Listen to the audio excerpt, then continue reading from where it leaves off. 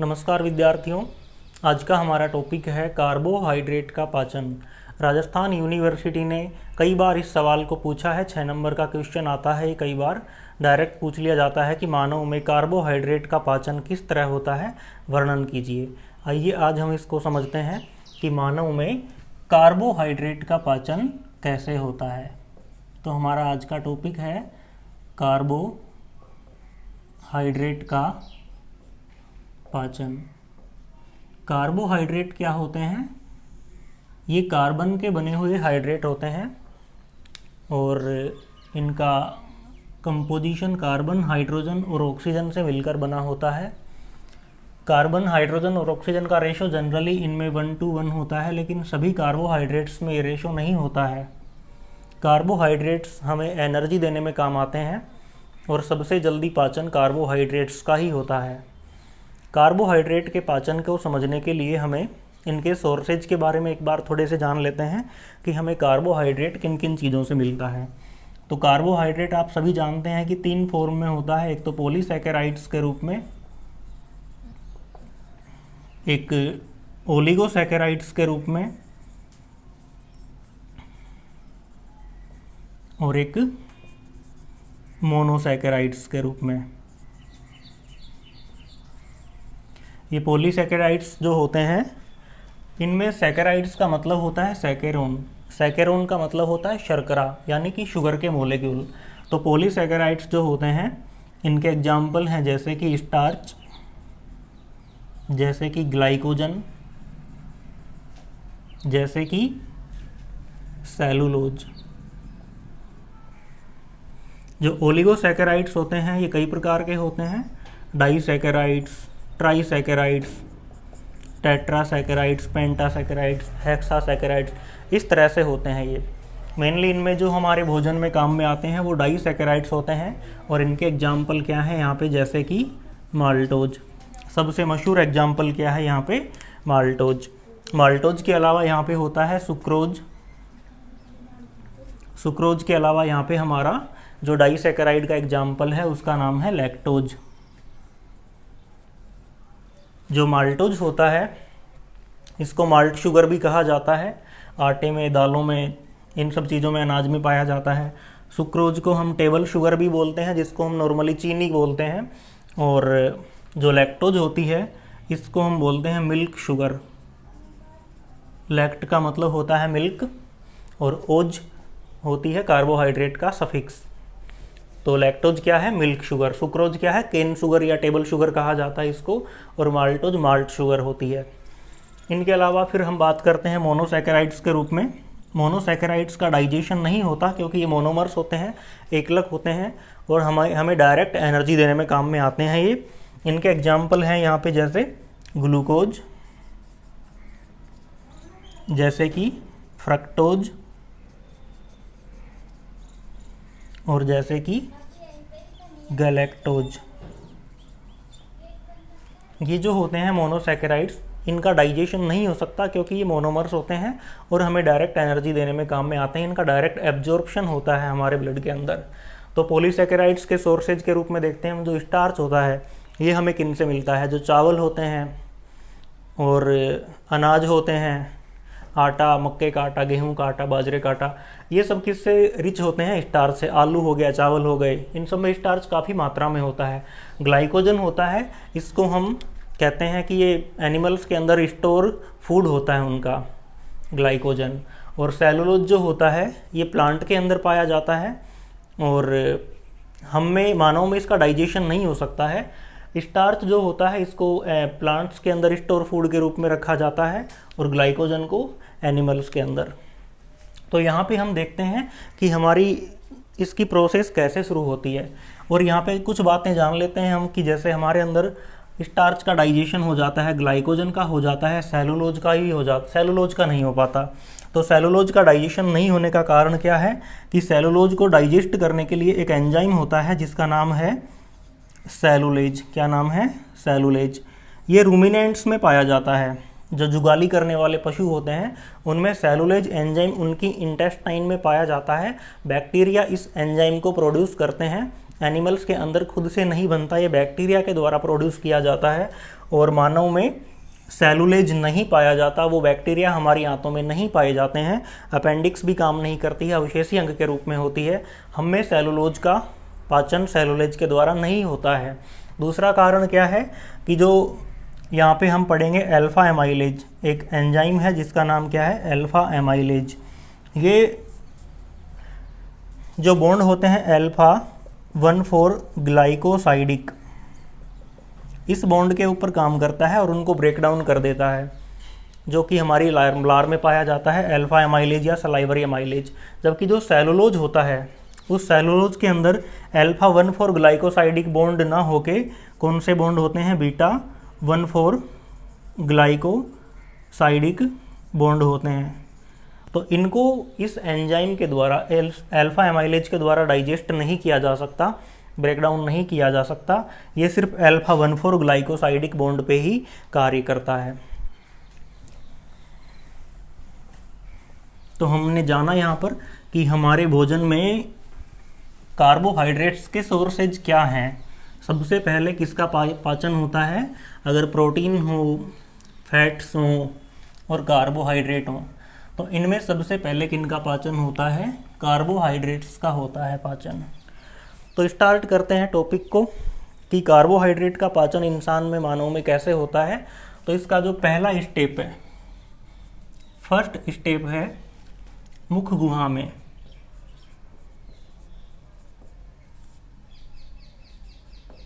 इन buccal cavity, मुख गुहा में पाचन कैसे होता है कार्बोहाइड्रेट्स का, इस प्रोसेस को समझते हैं हम जब खाना खाते हैं तो हमारी मुख गुहा के अंदर उसको दांतों के द्वारा चबाया जाता है। जब हम उस भोजन को खाते हैं तो उसको छोटे छोटे टुकड़ों में काट के उसको एक गोलेनुमा लुगदी के रूप में बना दिया जाता है, जिसको हम कहते हैं बोलस। मुख गुहा के अंदर उस बोल लाइक, उस गेंद जैसी संरचना को क्या कहा जाता है, बोलस। उस भोजन के टुकड़े को उसको दांतों के द्वारा चबा देते हैं तो उसका सरफेस एरिया इंक्रीज हो जाता है हमारे भोजन का। और जैसा कि आप सभी जानते हैं, हमारी मुख गुहा में लार का स्रावण होता है। हमारे 3 जोड़ी लार ग्रंथियां पाई जाती हैं, जिनके नाम हैं पैरोटिड। हमारी लार ग्रंथियों के क्या क्या नाम हैं, पैरोटिड, सबमैक्सिलरी और सबलिंगुअल। जो पैरोटिड ग्रंथि होती है ये सबसे बड़ी होती है। ये संख्या में कितनी होती हैं, 2, एक लेफ्ट में एक राइट में, यहाँ पे होती है हमारे कान के नीचे। 2 होती हैं सबमैक्सिलरी, ये हमारे यहाँ पे होती हैं, इनकी संख्या भी कितनी होती है, 2, और ये सबमैक्सिलरी कहलाती हैं। और जो सबलिंगुअल होती हैं हमारी जीभ के नीचे होती हैं, इनकी संख्या भी 2 होती है और ये स्मॉलेस्ट होती हैं। सबसे छोटी लार ग्रंथियाँ कौन सी हैं, सबलिंगुअल, और लार्जेस्ट कौन सी है, पैरोटिड ग्रंथि है। ये तीनों ग्रंथियाँ मिलकर क्या काम करती हैं कि लार का स्रावण करती हैं हमारी मुख गुहा में। जब हम भोजन करते हैं तो उस भोजन का पाचन करने के लिए लार का स्रावण किया जाता है, सलाइवा सीक्रेट की जाती है, जिसमें कि एंजाइम होते हैं हमारे स्टार्च का पाचन करने के लिए। तो अब हम देखते हैं कि कैसे काम करती है लार। जब हम कार्बोहाइड्रेट्स यानी कि स्टार्च को लेते हैं भोजन के रूप में, तो इस पे काम करता है हमारा सलाइवरी एमाइलेज। उस एंजाइम का नाम क्या है, सलाइवरी एमाइलेज। इसको अल्फा एमाइलेज या टाइलिन भी कहा जाता है।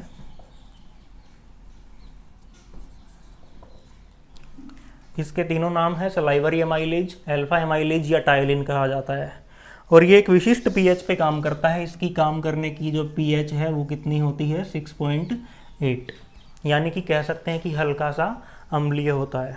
तो अल्फा एमाइलेज या सलाइवरी एमाइलेज किस पे काम कर रहा है, स्टार्च पे काम कर रहा है, और ये इसको ब्रेक डाउन कर देता है माल्टोज के रूप में।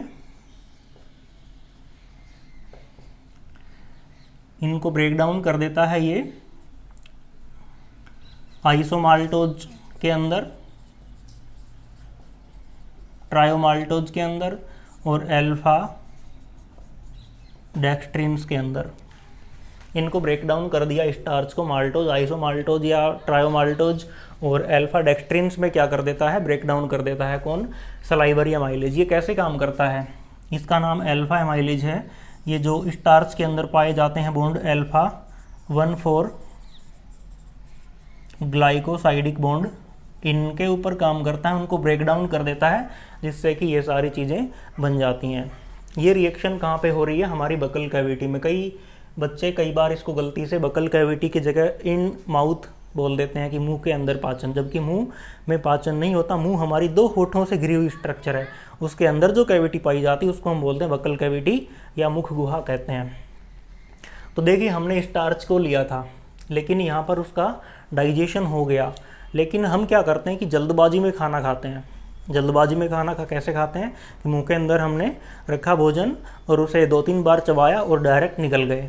तो इसको काम करने में इतना टाइम नहीं मिल पाता सलाइवरी एमाइलेज को, ये धीरे धीरे काम करता है उस पर। तो यही वजह है कि हमारी जो बकल कैविटी है उसमें इसको ठीक तरह से पूरे तरीके से पाचन नहीं किया जा सकता। लगभग 30% स्टार्च का डाइजेशन ही हो पाता है हमारी बकल कैविटी के अंदर स्टार्च का। इस 30% के में भी देखें तो 5% ही लगभग किया जाता है बकल कैविटी के अंदर। जब हम इस बोलस को निगल जाते हैं तो ये ईसोफेगस से होता हुआ हमारे स्टमक में जाता है। ईसोफेगस में भी ये उस पर काम करता रहता है अल्फा एमाइलेज। जब स्टमक के अंदर जाता है तब भी काम करता रहता है। स्टार्टिंग के 15-20 मिनट ये उस पर काम करता रहता है, क्योंकि उसके बाद हमारी गैस्ट्रिक जूस की पीएच काफ़ी ज़्यादा अम्लीय होती है। तो उस अम्लीय पीएच के कारण, क्योंकि उसमें हाइड्रोक्लोरिक एसिड के कारण गैस्ट्रिक जूस की पीएच कैसी होती है? अम्लीय होती है। और उस गैस्ट्रिक जूस की अम्लीय पीएच के कारण ये एंजाइम वहाँ पे डीएक्टिवेट हो जाता है। आप सभी जानते हैं कि एंजाइम हाईली सेंसिटिव होते हैं पीएच के प्रति। इसकी काम करने की दर क्या है कि ये 6.8 पीएच पे मैक्सिमम अपनी कार्य क्षमता के अनुसार काम कर पाता है। लेकिन जब हम ये भोजन पहुँचता है हमारी स्टमक के अंदर, स्टमक के अंदर जब पहुँचेगा तो वहाँ पर गैस्ट्रिक जूस है, उसकी अम्लीय पीएच होने के कारण ये पूरी तरीके से वहाँ पे काम नहीं कर पाता, काम करना बंद कर देगा। तो स्टार्टिंग के 15-20 मिनट ही वहाँ पे डाइजेस्ट हो पाता है, उसके बाद ये डीएक्टिवेट हो जाता है। यही वजह है कि जो अल्फा एमाइलेज या सलाइवरी एमाइलेज है कि बकल कैविटी के अंदर ही ठीक से काम कर पाता है, स्टमक के अंदर जाके काम करना बंद कर देता है। तो लगभग 30% स्टार्च का डाइजेशन हो गया है कहाँ पे? हमारी बकल कैविटी के अंदर। अब हम देखते हैं कि बाकी क्या क्या बच गया। हमने अभी सिर्फ स्टार्च के बारे में जाना है, हमारी बकल कैविटी में सिर्फ स्टार्च के डाइजेशन के बारे में देखा है हमने, जबकि हमारे भोजन में स्टार्च के अलावा कार्बोहाइड्रेट के सोर्सेज और भी काफ़ी सारे हैं, है ना। 30% स्टार्च तो क्या हो गई यहाँ पे? डाइजेस्ट हो गई। ये तो हो गई डाइजेस्ट हो गई, और ये किस में कन्वर्ट हो गई? माल्टोज के रूप में, अल्फा डेक्स्ट्रिन्स ईटीसी के रूप में। लेकिन जो 70% है इसको हम क्या कहेंगे? Remaining starch. ये बची हुई है, इसका डाइजेशन अभी नहीं हुआ है। तो ये जो पोर्शन अब हम देखेंगे ये अनडाइजेस्टेड कार्बोहाइड्रेट है, जिसका पाचन आगे जाके होगा हमारी एलिमेंट्री कैनाल में। इसके अलावा क्या क्या होते हैं? जो डाइसैकेराइड्स हैं, माल्टोज हैं, लैक्टोज है, और इसके अलावा जो हमारा एक डाइसैकेराइड्स और बच गया जिसको हम बोलते हैं सुक्रोज। देखो ये कैसे काम करता है। हमने आटे से बनी हुई रोटियां खाई, दूध पिया और दूध में चीनी डाल ली, तो इन तीनों चीज़ों का डाइजेशन कहाँ पे नहीं हुआ? बकल कैविटी में नहीं हुआ। तो इनका डाइजेशन अब कहाँ पे होगा? हमारी एलिमेंट्री कैनाल में आगे जाके। तो यहाँ पर तो हमने कहाँ पे पढ़ा?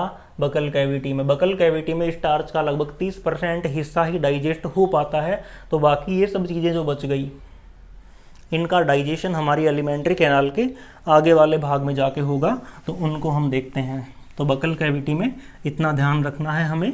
क्या क्या बातें ध्यान रखनी है कि एक तो हमारे अंदर सेलुलोज का डाइजेशन नहीं होता है, दूसरी बात क्या ध्यान रखनी है कि केवल 30%, लगभग 30%, कई बार इसको 30 से 50% भी मान लिया जाता है, अगर ठीक से चबा के खाया जाए तो उतना ही हो पाता है। बाकी आगे जाके देखते हैं स्टमक का आएगा। बकल कैविटी के बाद क्या आएगा? स्टमक, आमाशय। तो क्या आमाशय में कार्बोहाइड्रेट्स का डाइजेशन होगा? बिल्कुल नहीं होगा। जो बोलस आ रहा था उस पर वो अल्फा एमाइलेज काम कर रहा था, वो अलग बात है, लेकिन हमारी स्टमक के अंदर पीएच काफ़ी अम्लीय होती है और हमारे गैस्ट्रिक जूस में, ये ध्यान रखना, गैस्ट्रिक जूस में ऐसा कोई एंजाइम नहीं पाया जाता जो कि किसका डाइजेशन कर सके? कार्ब्स का, कार्बोहाइड्रेट्स का। क्योंकि हमारे गैस्ट्रिक जूस में, आमाशयी रस में कार्बोहाइड्रेट का डाइजेशन करने के लिए किसी भी तरह के एंजाइम्स नहीं पाए जाते, इसलिए स्टमक में कार्बोहाइड्रेट का डाइजेशन नहीं होता है। तो स्टमक में डाइजेशन नहीं होगा। अब हमें किन में पढ़ना है? अब हमें पढ़ना है हमारी एलिमेंट्री कैनाल के अगले वाले हिस्से में। अगली वाली कैनाल का अगला हिस्सा कौन सा है? Small intestine. तो यहाँ पे अब हम क्या लिखेंगे? स्मॉल इंटेस्टाइन में, छोटी आंत में। देखिए स्ट्रक्चर बनाते हैं हम, जैसे कि ये हमारी स्टमक हो गई। यहाँ पे जो भाग है छोटी आंत का स्टार्ट हो जाता है, जिसको हम क्या बोलते हैं? ड्यूडेनम बोलते हैं। क्या कहा जाता है इसे? ड्यूडेनम, ग्रहणी कहा जाता है इसे।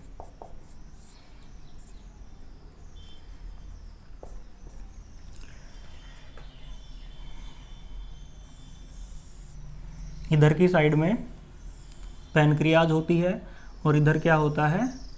लीवर होता है। गाल ब्लैडर से निकल के आता है बाइल जूस। इधर हमारी पैनक्रियाज से निकल के आ रहा है पैनक्रिएटिक जूस, और ये दोनों कहाँ पे ओपन हो रहे हैं? हमारी ड्यूडेनम के अंदर। इधर से क्या आ रहा है? Bile juice. इधर से क्या आ रहा है? Pancreatic juice. इधर से है बाइल जूस। देखिए जब भोजन बकल कैविटी में था तो उसको हमने क्या कहा था? बोलस। जब वो आमाशय के अंदर आता है तो उसको कहा जाता है काइम। क्या कहा जाता है? काइम। तो काइम कहाँ पे एंट्री करेगा? अब हमारी स्मॉल इंटेस्टाइन में। स्मॉल इंटेस्टाइन का पहला भाग कौन सा है? ड्यूडेनम या ग्रहणी। इसमें दो भागों से, हमारी दो ग्रंथियों से खुल के नलिका आती है, एक तो लीवर से और एक आती है पैनक्रियाज से, अग्नाशय और यकृत से। तो जब काइम इसमें आएगा तो उस काइम की पीएच कैसी है? यहाँ पे बहुत ही ज़्यादा अम्लीय है, और उस एसिडिक पीएच पे जो हमारे एंजाइम्स होते हैं कार्बोहाइड्रेट का डाइजेशन करने वाले, वो काम नहीं कर पाते हैं। तो इसके लिए हमारी पीएच यहाँ पे, उस काइम की पीएच एसिडिक से बेसिक में कन्वर्ट करनी पड़ेगी।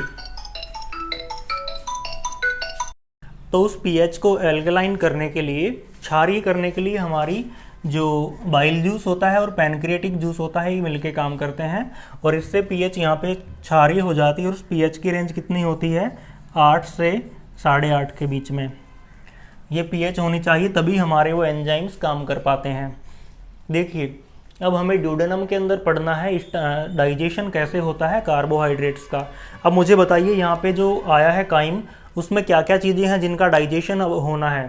तो सबसे पहले हम बात करते हैं कि जो 70% जो स्टार्च बच गया था उसका डाइजेशन यहाँ पे होना है, लेकिन उसको पहले उस काइम की पीएच को अम्लीय से क्षारीय करने के लिए बाइल जूस और पैनक्रिएटिक जूस से जो आता है वो क्या कर देते हैं? उस पीएच को क्षारीय कर देते हैं। उसकी रेंज लगभग कितनी हो जाती है? 8 से लेके 8.5 हो जाती है, और तब वहाँ पर हमारे पैनक्रिएटिक जूस के एंजाइम काम कर पाएंगे। और इसको हम क्या कहेंगे? पैनक्रिएटिक जूस अग्नाशयी रस से यहाँ पे स्रावित हो रहा है, इसलिए इसको कहा जाता है पैनक्रिएटिक एमाइलेज। क्या कहा जाता है? Pancreatic amylase. जब वो सलाइवा से सीक्रेट हो रहा था तब उसे हमने क्या कहा था? Salivary amylase. एमाइलेज का मतलब क्या है? कि जो एमाइलम होता है, एमाइलम मीन्स स्टार्च, तो इसका जो डाइजेशन कर दे उसे क्या कहा जाता है, एमाइलेज। जब वो सलाइवा के साथ आ रहा था तो उसे क्या कहा गया था, सलाइवरी एमाइलेज। जब वो पैनक्रियाज से आएगा तो उसे क्या कहा जाता है, पैनक्रियाटिक एमाइलेज। सलाइवरी एमाइलेज कितने पीएच पे काम करता है, 6.8 पे, जबकि पैनक्रियाटिक एमाइलेज कितनी पीएच पे काम करता है, 8.5 पे। ये इसकी पीएच होती है जिस पे पैनक्रियाटिक एमाइलेज काम करता है। ये बात आपको ध्यान रखनी है। सलाइवरी एमाइलेज थोड़ा वीक होता है, ये काफ़ी स्ट्रॉन्ग होता है स्टार्च का डाइजेशन करने के लिए। तो इसकी हम रिएक्शन देखते हैं यहाँ पे कि किस तरह से डाइजेशन होता है।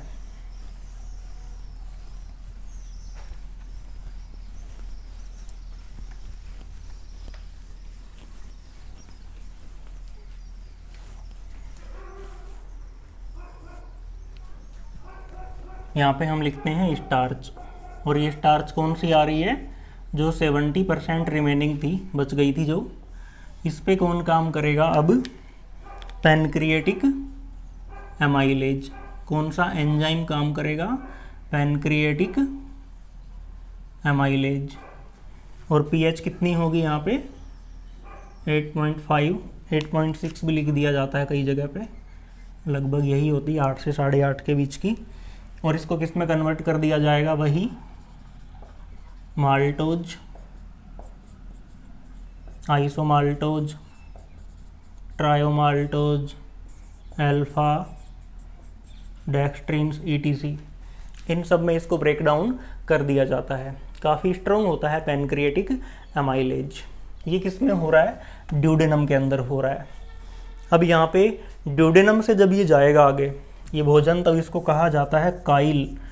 ये ड्यूडेनम में आके लगभग मैक्सिमम चीज़ों का डाइजेशन हो जाता है। हम प्रोटीन और फैट्स के डाइजेशन में पढ़ेंगे उनको। तो ये भोजन यहाँ पे आके काफ़ी डाइल्यूट हो जाता है, तनु हो जाता है, तब इसको क्या कहा जाता है, काइल कहा जाता है।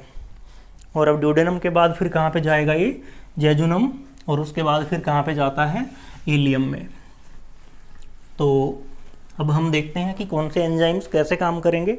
आप एक बात जान लीजिए कि जो हमारी इंटेस्टाइन होती है, ये मान लीजिए कि क्या है, इंटेस्टाइन है, तो इसकी जो अंदर की जो ये सतह है, यहाँ पर ब्रश बॉर्डर लाइक स्ट्रक्चर्स पाई जाती हैं। ऐसे ब्रश बॉर्डर जैसी संरचनाएं पाई जाती हैं। और इनकी जो सेल्स होती हैं इनके अंदर, उनको कहा जाता है एंटेरोसाइट्स। म्यूकोसा लेयर होती है और ये ब्रश बॉर्डर लाइक स्ट्रक्चर होती है। तो यहाँ पे एंटेरोसाइट जो कोशिकाएं होती हैं, इनके द्वारा एक जूस का सीक्रेशन किया जाता है जिसको कहा जाता है सक्कस एंटेरिकस। क्या कहा जाता है, सक्कस एंटेरिकस। एंटेरिक का मतलब होता है इंटेस्टाइन। तो उससे द्वारा जो सीक्रेट किया जाता है जो जूस, उस जूस का क्या नाम है, सक्कस एंटेरिकस। इस सक्कस एंटेरिकस में हमारे बाकी बचे हुए कार्ब्स का डाइजेशन करने के लिए बहुत सारे एंजाइम्स होते हैं और उन एंजाइम्स के बारे में हमें पढ़ना है। तो हम देखते हैं यहाँ पे कि इलियम में अब जो बची हुई रिमेनिंग स्टार्च नहीं बोलेंगे क्योंकि वो डाइजेस्ट हो चुकी है पहले ही ड्यूडेनम के अंदर। तो हमारी इंटेस्टाइन में आगे जो डाइजेस्टेड स्टार्च है और रिमेनिंग कार्बोहाइड्रेट हैं, उनका डाइजेशन कैसे होगा, ड्यूडेनम, जेजुनम, इलियम। तो यहाँ पे अब कैसे कैसे डाइजेशन होगा, हम जानते हैं कि स्टार्च का डाइजेशन हो चुका है किसके रूप में, माल्टोज के रूप में, माल्टोज में कन्वर्ट हो चुकी है। इसके अलावा जैसे हमने दूध पिया था तो उसमें लैक्टोज शुगर है, चीनी के रूप में कौन सी शुगर आई, सुक्रोज आई, और वो डाइजेस्ट हो चुकी थी स्टार्च हमारी अल्फा डेक्सट्रिन्स के रूप में। तो इनका डाइजेशन अब होगा और उनके डाइजेशन के लिए कौन काम करेंगे, सक्कस एंटेरिकस के साथ आए हुए एंजाइम्स। माल्टोज का डाइजेशन करने के लिए एंजाइम पाया जाता है माल्टेज। लैक्टोज का डाइजेशन करने के लिए पाया जाता है लैक्टेज। सुक्रोज का डाइजेशन करने के लिए होता है सुक्रेज। और अल्फा डेक्सट्रिन्स का डाइजेशन करने के लिए होता है अल्फा डेक्सट्रिनेज, या इनको हम नॉर्मल डेक्सट्रिन्स भी लिख देते हैं। तो डेक्स्ट्रिन्स का डाइजेशन करने के लिए क्या होता है, डेक्स्ट्रिनेज। और इन सब की जो ऑप्टिमम पीएच होती है, जिस पीएच पे ये काम कर पाते हैं, वो कितनी होगी, पीएच 8.5। पीएच हमें इंक्लूड करनी बहुत ही ज़रूरी है केमिकल रिएक्शन में, खासकर डाइजेशन में जब हम लिखते हैं। तो जो माल्टोज है, लैक्टोज है, सुक्रोज है, डेक्स्ट्रिन्स है, ये सभी क्या होते हैं यहाँ पे, डाइसैकेराइड्स होते हैं। तो माल्टोज का डाइजेशन जब होगा, ये किस में कन्वर्ट हो जाती है, किस में ब्रेक डाउन हो जाती है, ग्लूकोज प्लस ग्लूकोज के रूप में। लैक्टोज जो है वो ग्लूकोज प्लस गैलेक्टोज के रूप में। सुक्रोज है ये ग्लूकोज प्लस फ्रक्टोज में। और जो डेक्स्ट्रिन्स होते हैं ये ग्लूकोज से मिलके ही बने होते हैं, ये ग्लूकोज प्लस ग्लूकोज में ब्रेक डाउन हो जाती है। तो इस तरह से जो हमारी कार्ब्स थी बची हुई, उन सब का डाइजेशन कंप्लीट हो जाता है इलियम तक आते आते। तो इस तरह से कार्बोहाइड्रेट्स का डाइजेशन पढ़ा जाता है। हाँ, उम्मीद है कि आपको समझ में आ गया होगा। अब यहाँ पे हम कुछ एक्स्ट्रा पॉइंट्स भी देख लेते हैं एग्जाम की दृष्टि से, कई बार जहाँ से छोटे सवाल बन जाते हैं कि यहाँ पे ग्लूकोज में कन्वर्ट हो गया जो मोनोसैकेराइड्स है, ग्लूकोज है या फ्रक्टोज है या गैलेक्टोज है, क्या इनका डाइजेशन होगा?